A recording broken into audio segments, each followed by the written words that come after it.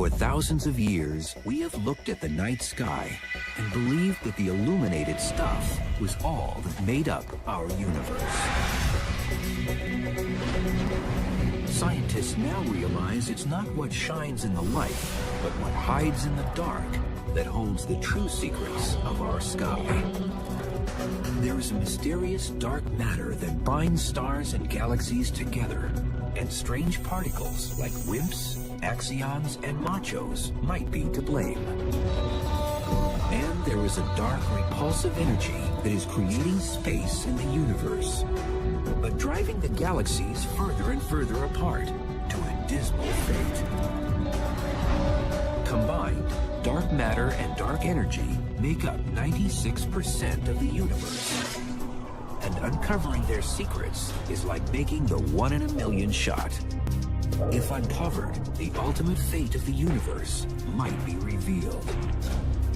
Will it crash and burn in a horrific collision of gravitational forces? Or will dark energy tear the universe apart? The betting is the universe will die in ice. Understanding these two quantities, dark matter and dark energy, is really fundamental to understanding the universe. This is a trip to the dark side of the universe. This is the hunt for dark matter and dark energy.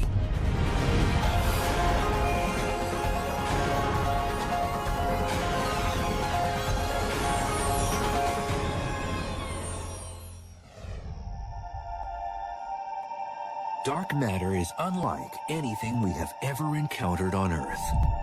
Billions of these strange particles pass through everything they encounter each second. They are so massive in weight, they have the power to influence the galaxies, how they form, and how fast they spin. Dark matter's invisible presence is everywhere, or so it seems. Science has not directly proven dark matter particles exist.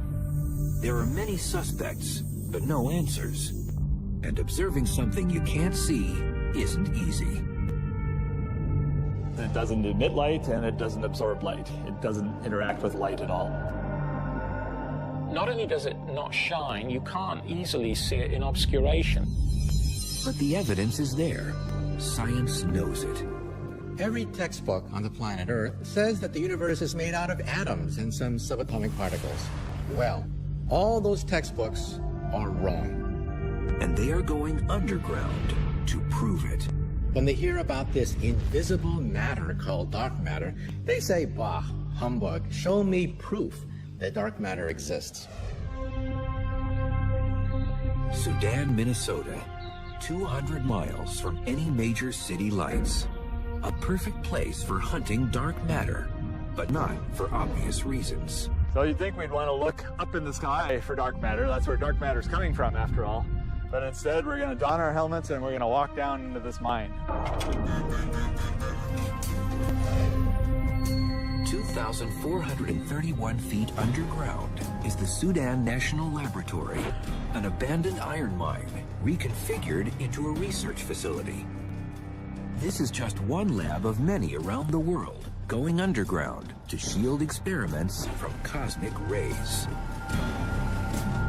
Each are racing to detect dark matter, an invisible particle that has only been indirectly observed, but never captured. We've been at this for now a decade, and we have yet to see a dark matter particle. The hunt for dark matter started almost a century ago. Astronomers finally had the tools to see deep into the night sky, and the questions began. So it wasn't until the 1920s that the technology developed well enough so that we could take little fuzzy patches that people had noticed in their telescopes and resolve them and figure out what they are.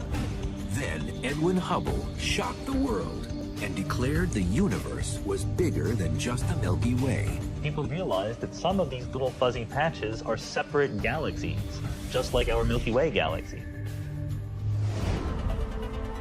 As astronomers discovered new galaxies, Caltech professor Fritz Zwicky looked up to the neighboring Coma cluster of galaxies and observed something strange. When he measured what the motions were in the Coma cluster of galaxies, he got an estimate for how much mass there was in that cluster.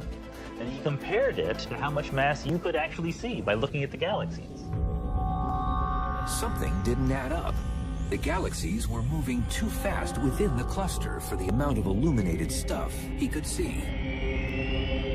By his calculations, there should have been 160 times more illuminated mass to account for the random speeds of galaxies in the cluster. Something else was affecting their motions. But what was it? He analyzed their motions and concluded that the cluster could not be stable unless there was a large amount of dark matter present. In 1933, he was one of the first people to really grasp the significance of the presence of dark matter. He called it missing matter. Dark matter, an invisible mass that was gravitationally attractive and was able to affect the speeds of entire galaxies in a cluster. Revolutionary thinking? Yes. But the discovery was largely ignored. I think that people took Zwicky seriously, but they didn't jump to any conclusions. This was a time when the universe was just beginning to be explored. It was the 1920s when we first realized there were galaxies outside our own. What we didn't know back then was whether it was simply galaxies or stars or gas or dust that we couldn't see, or whether it was something truly different. Zwicky's observations were based on measuring the mass in the stars and galaxies. But how do you weigh stuff in space? You can't go and put the sun on a scale. That's a little bit hard. But what you can do is you can measure how fast the planets are moving around the sun. And the more stuff there is in the sun, the faster those planets have to move to stay in their orbits. Newton and Einstein both said the more mass or stuff you have in an object, the more gravitational pull it will have. And the further an object is from the center, the slower it should travel in orbit, because the gravitational pull is weaker. According to Einstein's general theory of relativity, or even according to Newtonian gravity, all of the galaxies are pulling on each other. It's like the sun's influence on our solar system. The mass of the sun pulls Mercury faster than Pluto because Mercury is positioned closer to the sun. Likewise, for a galaxy, you would expect that as you got further and further away, things are moving more and more slowly to stay in their orbits. But Zwicky didn't observe that. Neither did a young scientist named Vera Rubin 50 years later. She was observing the rotational curves of galaxies, similar to the Milky Way. Like Zwicky, her observations also seemed strange. What Vera Rubin actually measured was that as you got further and further away, the velocity of the orbiting gas and dust remained constant. What Rubin observed was as if a city were a galaxy, and every car on the road was a planet or star. And despite the amount of traffic, every car traveled around the city at the same speed. This same consistent rotational speed, despite the amount of stuff or traffic, was exactly what Rubin observed. The outer parts of the galaxy were rotating fast enough that there must be a lot more mass, otherwise the galaxy would have flown apart. The only way to resolve this paradox of galaxies which spin 10 times too fast is to assume that there is a halo of invisible matter surrounding the galaxy, keeping the galaxy whole. Dark matter was present in the galaxies, and it had enough mass to keep the rotation speed constant. Imagine that I am the dark matter. This ball is a star, orbiting me because my gravitational force is keeping it in place. But even if you couldn't see me, you would know that there must be something here, otherwise the star would just zoom off in a straight line. There must be something causing that gravity, and that's how we know that there must be dark matter. Rubin estimated that there was 10 times more dark matter than ordinary illuminated stuff. Since then, we've analyzed hundreds of galaxies, and they all have the same pattern. They all rotate too fast for their own good, and they need dark matter to hold them together. This time, science paid attention and started to wonder, what is dark matter? How do you find something that is invisible in space? They needed to see just where dark matter was hiding out in the universe. And even if they couldn't see it, science realized that dark matter exposed itself by bending light that passes through it. It's called gravitational lensing, and it's a virtual spotlight that uncovers any invisible stuff in the universe. What it does do is it does what all matter does, and that it can deflect the light ray. So a light ray can be deflected in its path by dark matter. By tracing the battered light's path, gravitational lensing detected dark matter concentrated in the halos of galaxies. Gravitational lensing proved to be infallible, and dark matter's presence was suddenly revealed. This technique of gravitational lensing is the most precise because we can actually pinpoint not just how much dark matter there is, but how it's distributed in its position on the sky. And that's because we can measure the distortion of the light rays passing through the dark matter. How do you know that your glasses are there? Because it bends light. In the same way, by looking at Hubble space pictures of the universe and looking at the distortion of light as it goes through galaxies, we actually have maps of dark matter. Most of the mass of a galaxy is from the dark matter. The ordinary matter accumulates in the gravitational field of the dark matter. But once dark matter came on the scene, scientists wondered if it was a new, undetected particle or just invisible, ordinary matter. When people found dark matter, everybody wanted to know, well, what is it, And of course, the first answer is it's just the stuff that makes up you and me, but it's not shining. Scientists started to investigate objects in the universe that didn't emit light. Black holes were considered. They don't emit light, can draw matter to themselves, and are detected with gravitational lensing. It could take the form of black holes or machos, massive compact halo objects, which are basically dark, small stars that don't give off a lot of light. Machos hide out in the halo of the Milky Way and are detected by gravitational lensing. But there weren't enough to account for the amount of dark matter needed. Failed stars like brown dwarfs were also suspected. They are massive enough to make up dark matter's presence. Whatever dark matter is, there is way more of it than the ordinary matter of stars and planets. 10 times more. All of the stuff that you can construct from ordinary atoms, protons and neutrons and electrons, cannot possibly be enough to account for the total amount of matter that you see in galaxies and clusters. Scientists continued to present new suspects as the search continued for dark matter. Previously discovered exotic particles like neutrinos were reconsidered. Like dark matter, neutrinos are passing through the Earth millions of particles at a time, but they are too light to account for dark matter's effect on gravity. And scientists can recreate neutrinos in particle colliders. They also come from the sun. Axions is also another possible dark matter candidate. They were invented to explain a particular glitch in one of the particle physics theories. They would be extremely light, so you search for them in a completely different way than what we're doing. But they would also be very numerous, and so they could possibly be the dark matter. Axions are very light and are believed to have been created at the moment of the Big Bang, just like dark matter. But theories suggest that they could change to protons, while dark matter is stable. After exhausting all the usual suspects, many scientists believe dark matter is a new exotic particle, unlike anything on Earth. And billions are passing through us every second. Up until the discovery of dark matter, scientists believed the universe was made only of protons, neutrons, and electrons, the stuff everything on Earth is made of. We know it has some mass, and we're left with something that we've not yet detected. But to be a perfect dark matter candidate, it must have certain physical properties, and none of the usual suspects were fitting the crime. So we know that the dark matter is some ponderous substance.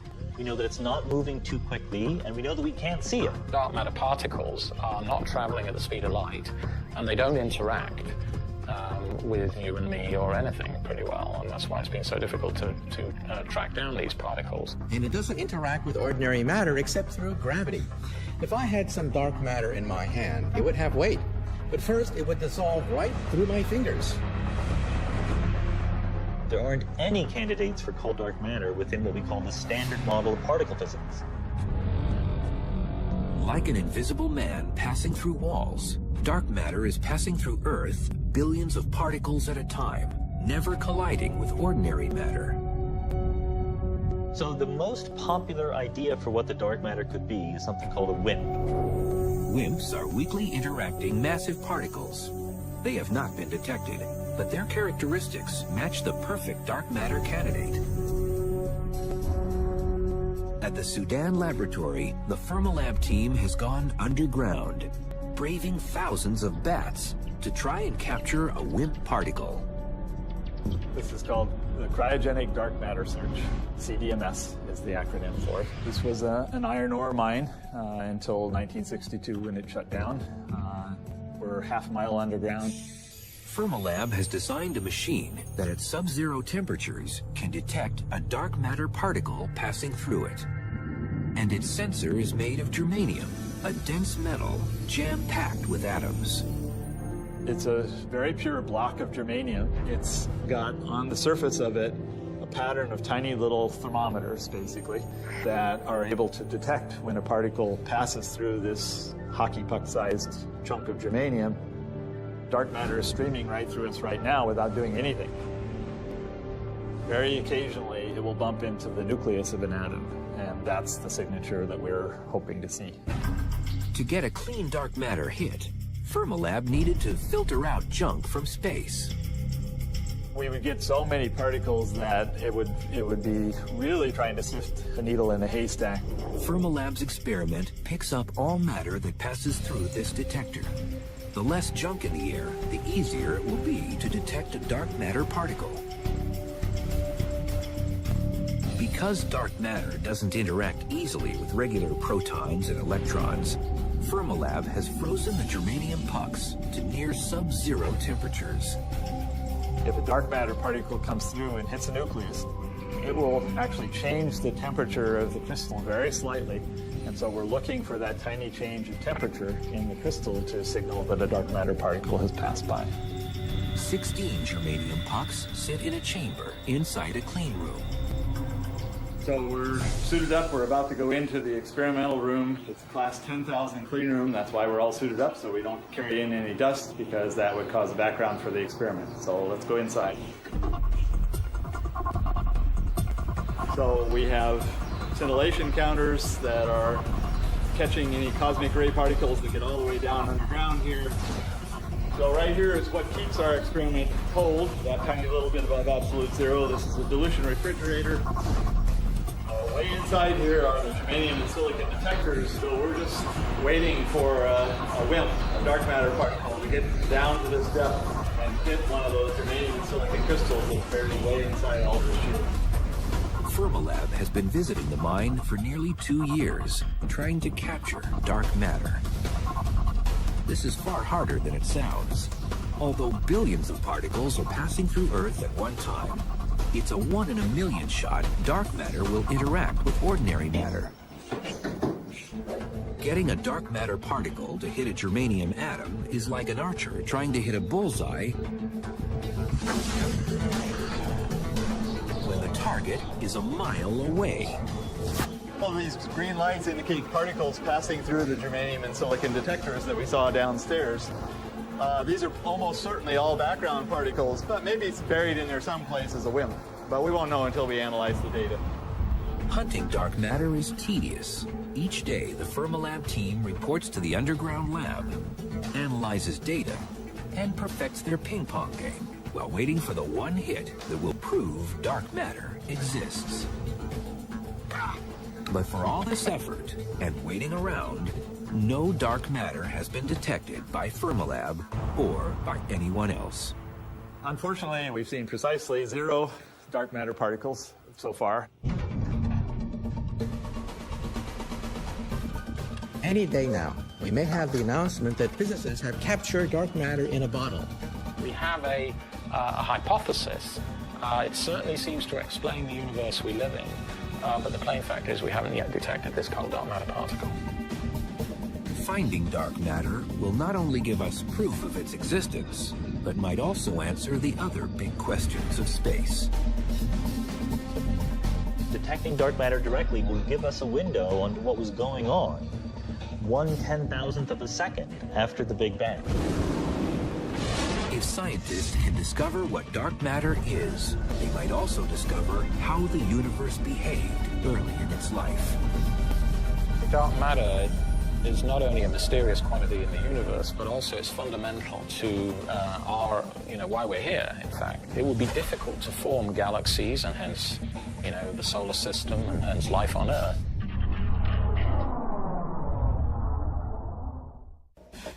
The story of dark matter and dark energy can't be told without going back to the beginning of time, to the moment of the Big Bang, when space didn't exist. There is no center where you can point to, and that's exactly the analogy for the Big Bang. There is no direction in the sky from which all the galaxies are expanding. From this moment of nothing to a violent explosion, space was created, and the universe began to grow from a seed. Particles formed in a nuclear fusion of gas and energy. Ordinary matter was reacting with other ordinary matter. The early universe was in fact a nuclear reactor when it was 1 minute old. And 380,000 years later, bits of particles began to cluster, creating the seeds from which stars and galaxies would later form. Bigger lumps grow to form yet bigger lumps, and so gravity is slowly pulling force, bringing objects together. What scientists now realize was that at the moment of the Big Bang, dark matter was created. And it played a critical role in helping ordinary matter clump together to form stars and planets. Like steel girders used on a building site, dark matter's slow-moving particles acted like scaffolding upon which ordinary matter could attach itself. We believe that because it's cold and doesn't interact very much, that dark matter was pulled together by gravity very slowly over time and actually formed the seeds around which normal matter coalesced into galaxies. It's like a cosmic web, like a spider's web, where there are strands of dark matter, and where these strands intersect, like a scaffolding pattern. So in a sense, the dark matter is the framework. It's providing the scaffolding for the shining galaxies that we can easily see. Are really like the Christmas tree lights. They're not the actual Christmas tree. They're the things that are visible from very, very far away. But the reality of a galaxy is a big halo, most of which you don't see. You see the shiny bits that are stars and planets that have accumulated at the center of that large halo, which is mostly dark matter. Scientists have long wondered why galaxies formed in seemingly random patterns across space. Now scientists know it's because of dark matter's gravitational pull.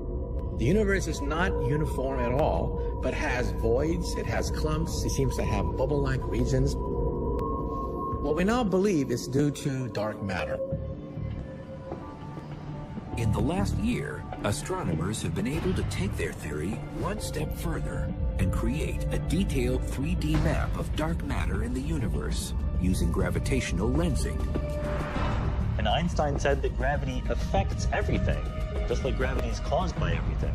So one of the things that is affected by gravity is light itself. Because when light goes through dark matter, it bends, just the way light bends when it goes through glass. And light doesn't discriminate between ordinary matter and dark. Both types of matter batter light's path as it travels through galaxies. In a course on a map, astronomers have traced thousands of light sources as they pass through dark matter. It has given science the most accurate picture yet of where dark matter hides in space. We can compare that map of the dark matter with where the galaxies are. And lo and behold, we find with where the galaxies are. And lo and behold, we find that the dark matter is acting as the skeleton It is the backbone around which the visible material is clumping. By mapping the universe, astronomers can also look back in time and predict how much matter was created in the Big Bang. So if you know how lumpy the universe appears now, and when it was half its current size, when it was half its current size before that, you can infer the total amount of stuff in the universe. It gives us another very nice way of matching onto what we believe is the total amount of dark matter. It's estimated dark matter makes up 23% of the universe, while ordinary matter makes up only 4%. You need a lot of dark matter to account for the total amount of gravity that exists in these clusters and galaxies. But what makes up the final 73% of the universe? Scientists were shocked to discover a new mysterious dark energy was dominating space. And its repulsive energy is driving the galaxies apart.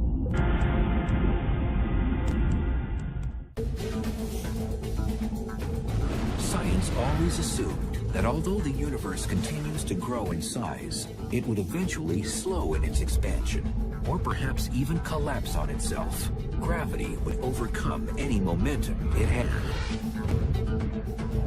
But while measuring the expansion history of the universe, scientists were shocked to realize that the universe wasn't slowing down, it was speeding up. And a grim fate awaited any living thing. The universe will disintegrate, and temperatures will become so cold that any intelligent life will freeze to death. From the moment the Big Bang created the universe, space has been expanding and never stopping, carrying galaxies along for the ride. The space in between the galaxies is expanding. But galaxies are not expanding. The Earth is not expanding. The solar system is not expanding. Edwin Hubble first discovered galaxies were moving away from the Milky Way in 1929 by realizing the more distant galaxies move faster away from us than the nearby ones. He realized he could measure their velocities by studying their wavelengths through a prism. It's called measuring the redshift and is still used to measure distances in space. And he found that, in fact, the greater the distance of a galaxy right now, the greater the speed with which it's moving away from us. That is, the greater its redshift. A few years ago, astronomers decided to use redshift measurements to measure the expansion history of the universe. But how do you measure the entire expansion history of the universe? How do you travel back 12 billion years in time? We have the capability of going back in time directly to observe the past.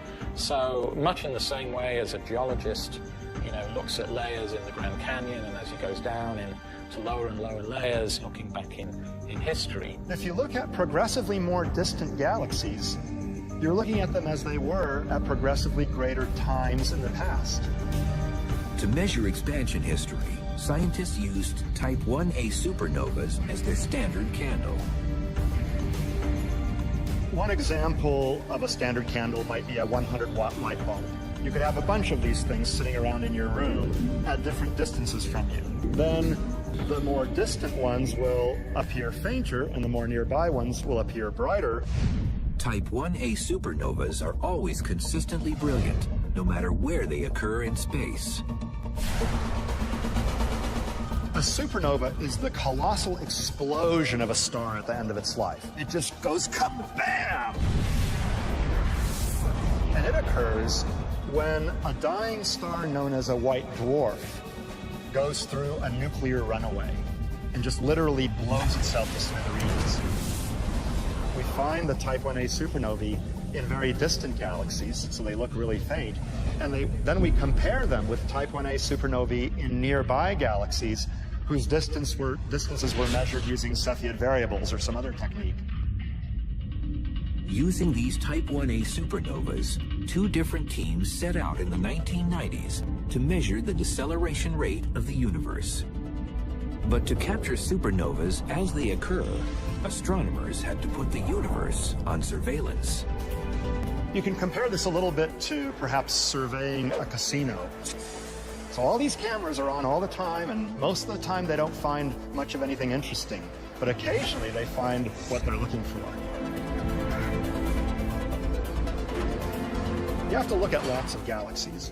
So what we did is we took large telescopes with cameras that have wide fields of view, about as wide as, say, the width of the full moon. And we took many snapshots of space using this wide field camera. And each snapshot contains tens of thousands of galaxies. And by comparing the apparent brightness of the distant Type 1As with those of the nearby Type 1As in nearby galaxies, we can get the distance of the distant galaxies and hence the amount of time that we're looking back in the history of the universe.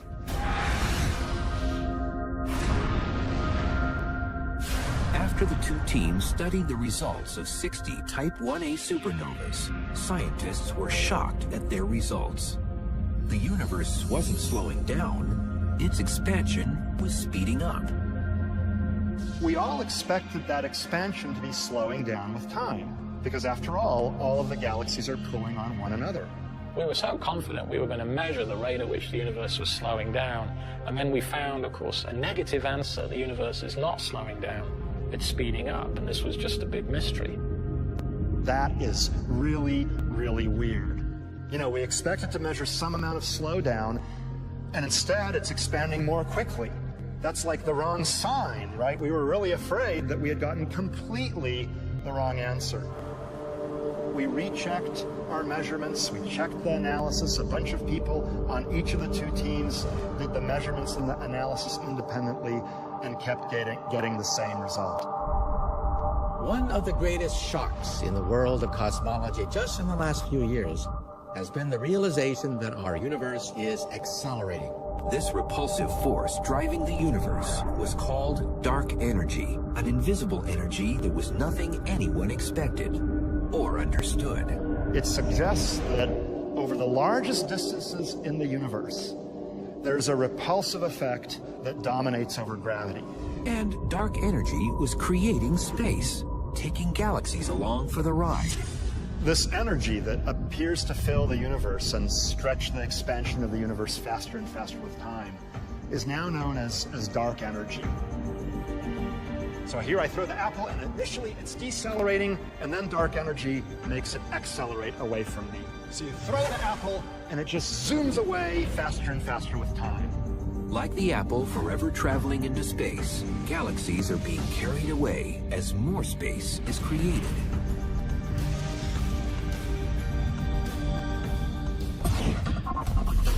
So if you could imagine, a classroom populated by chairs, and those chairs are slowly getting further apart from one another within a classroom. Because if all the chairs are being stretched apart, like in the expanding universe, no matter which chair you sit on, you will find all chairs are moving away from you. So the chairs are not really expanding. In fact, the chairs are the same size, really. What's happening is that the room is getting bigger. The space in between the chairs is being stretched apart. More space is being created in between the galaxies. So you have individual galaxies remaining of constant size in a universe where all of space is getting bigger and bigger. Dark energy is very different from dark matter. It doesn't clump up like galaxies do in clusters or like stars do in galaxies. Instead, it appears to be pretty uniform, and we find the same amount of acceleration no matter which direction we look at. It's probably smooth, although some people believe there may be structure in its distribution and its influence. Dark energy is the energy of the vacuum, the energy of nothing. Even nothingness has energy, and it's pushing the galaxies apart, creating a runaway universe. It appears dark energy and dark matter have been at war with one another since the beginning of time. Science believes dark energy was created along with dark matter at the moment of the Big Bang. It has always existed in the universe, but gravitational forces of dark matter kept it in check, slowing down the expansion of space during the first 9 billion years of time. This changed 5 billion years ago when the universe grew big enough so that dark matter was dispersed throughout the universe, and dark energy wasn't so affected by dark matter's pull. As a result, the universe began to expand at an accelerated rate. Dark energy is a constant term. That was probably very insignificant when the universe was hot and dense in the beginning. So it doesn't really matter whether dark energy is there or not. It is there, but it just plays no role at all. And then as the universe gets cooler and less dense and bigger, so gravity becomes less important, and then dark energy takes over. It's a property of space that we don't yet fully understand. As the universe expanded, astronomers realized dark energy won its struggle with dark matter and started the acceleration 5 billion years ago. So there came a time, about 5 billion years ago, when the dark energy started dominating over the attractive matter in the universe. So in a sense, if you plot the force versus time, the gravitational attraction is declining with time, the repulsion is increasing with time, and about 5 billion years ago, the two curves crossed, and that's when the universe started accelerating in its expansion. Dark energy is fundamental to understand because it tells us where the universe is going. What's the fate of the universe? Is it going to expand forever and get cold and dark? Or is there, some end in sight? Dark energy now drives the expansion of the universe, and it doesn't seem to be stopping. The repulsive effect of the dark energy increased because the more space there is between galaxies, the greater is the cumulative effect of the dark energy, the repulsive effect. And individual galaxies seem destined to a lonely existence. So it looks as if this is the end of everything. Surprisingly, the theory of dark energy was proposed and discarded long ago from one of physics' greatest minds. He called it his biggest blunder. His name was Einstein, and he might have been onto the greatest discovery of the 21st century 80 years before anyone had a clue. Science now understands that dark energy is creating and expanding space. But in the early 20th century, astronomers believed the universe was only as big as the Milky Way and would never grow in size. But Einstein had just formed his theory of relativity and decided to test it on the static universe. But as hard as Einstein tried, he could not balance his equation to equal a static universe. His calculations showed a universe that must either expand or contract. He realized that if you had a universe that was smooth, that was uniformly distributed with stuff, his theory unambiguously predicted that it should either be expanding or contracting. So Einstein proposed a repulsive vacuum energy that would hold the universe in balance with attractive gravity. He called it his cosmological constant, a constant energy that would hold the universe in balance. He introduced the cosmological constant, or dark energy, to hold the universe static. When Hubble announced space was expanding, suddenly Einstein's cosmological constant seemed irrelevant, and he labeled it his biggest blunder. Now it turns out that dark energy, the concept that he threw away back in the 1920s, is in fact the dominant force blowing the universe apart. Einstein's so-called blunder will eventually determine whether or not the universe dies in fire or ice. And the betting is the universe will die in ice.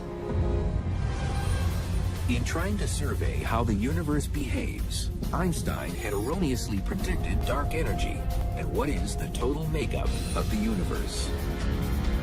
The total amount of stuff in ordinary matter and dark matter is not enough to account for the curvature of space that we observe. Like looking across a horizon on Earth, the size of the universe is so great the curvature of space appears flat. To add ordinary matter, and dark energy together, that makes a prediction for the curvature of space. That prediction comes spot on. You get the right answer. Our satellite data now has revealed the fact that 73% of the matter-energy content of the universe is dark energy. Dark energy, which was once Einstein's blunder, is now known to be the dominant force in the universe. His blunders are our great discoveries.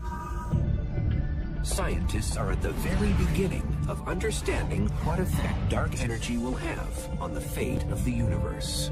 Ideally, we'd like to measure how dark energy is behaving as the universe ages. Eventually, when the dark energy completely dominates over dark matter, the universe will enter a stage known as exponential expansion. For every given unit of time, it'll double in size.